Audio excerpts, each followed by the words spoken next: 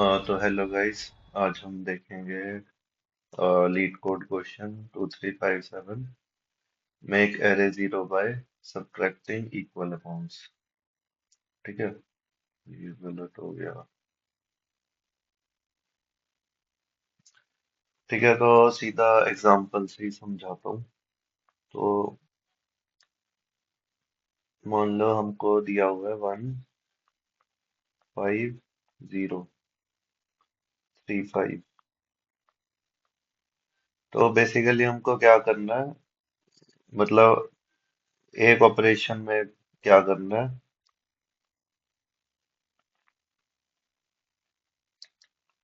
आपको कोई भी एक नंबर सेलेक्ट करना है इस एरे में से, जो कि इन सारे एलिमेंट्स में के इक्वल हो या छोटा हो। तो मतलब बेसिकली सबसे छोटा एलिमेंट, या उससे छोटा भी हो सकता है। पर अभी के लिए हम समझेंगे कि सबसे छोटा ही है। तो मान लो सबसे छोटा भी मेरे को वन दिख रहा है, तो मैंने वन सेलेक्ट करा। तो वन को हमको कम कर देना है, मतलब ये सारे एलिमेंट्स में से सब्ट्रैक्ट करना है जो सिलेक्टेड नंबर है। तो one minus one zero, five minus one four, zero का कुछ नहीं करना, three minus one two, five minus one four. ठीक है, ऐसे ही हमको ऑपरेशन करते जाना है जब तक कि पूरा एरे जीरो ना हो जाए। तो मान लो सेकंड ऑपरेशन में हमने लोवेस्ट अगेन सेलेक्ट करा विच इज टू। तो जीरो का कुछ नहीं करना, four minus two, two, zero, zero, two. ऐसे ही थर्ड ऑपरेशन में मैंने अगेन टू सेलेक्ट करा। तो जीरो, जीरो, जीरो, जीरो।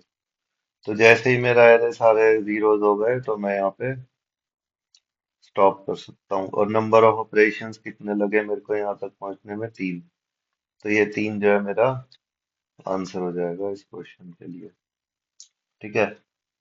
और दूसरा एग्जांपल है कि आपको पहले से ही जीरो दे रखा है, तो इसका तो कोई ऑपरेशन लगेगा नहीं।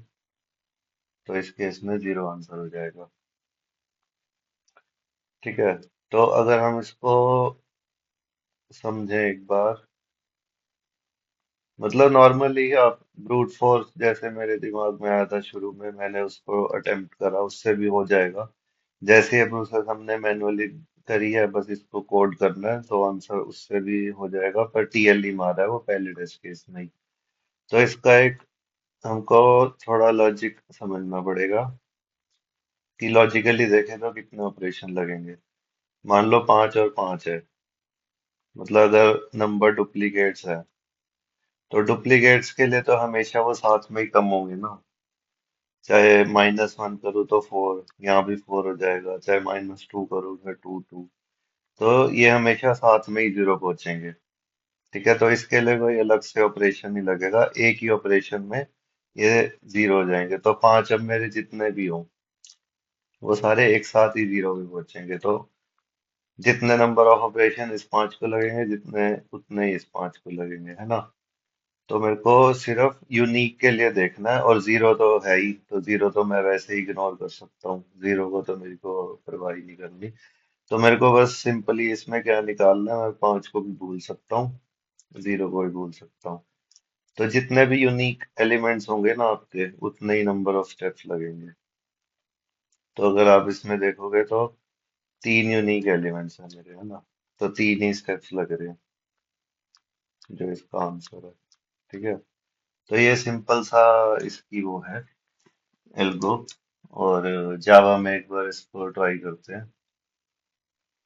तो जावा में आपको पता ही है, सेट होता है जो यूनिक एलिमेंट होता है। आप कोई और अप्रोच करना चाहते हो तो वो भी कर सकते हो, पर ये काफी सिंपल अप्रोच है। तो हेड सेट ले लिया, बस मैंने आइटरेट करा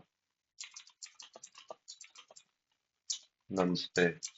और जीरो क्योंकि मेरे को इग्नोर करना है, तो if n is greater than zero, तो मेरे को जीरो नहीं रखना सेट में, बाकी सारे रखने हैं। अब चाहे पांच मान लो दो बार भी आ रहा है, ठीक है, तो वो एक ही बार रहेगा सेट में। तो बस एंड में मेरे को यूनिक पता चल जाएंगे कितने हैं। तो अगर सेट कम है, साइज रिटर्न कर दो, तो वो मेरा आंसर होगा। है ना। और जीरो तो मेरा इग्नोर हो ही जाए, तो अगर जीरो भी आता है तो सेट का साइज तो जीरो ही रहेगा उस केस में, तो वो भी हैंडल है। तो ये काफी सिंपल एल्गो है। अभी मैंने सबमिट करा ही था,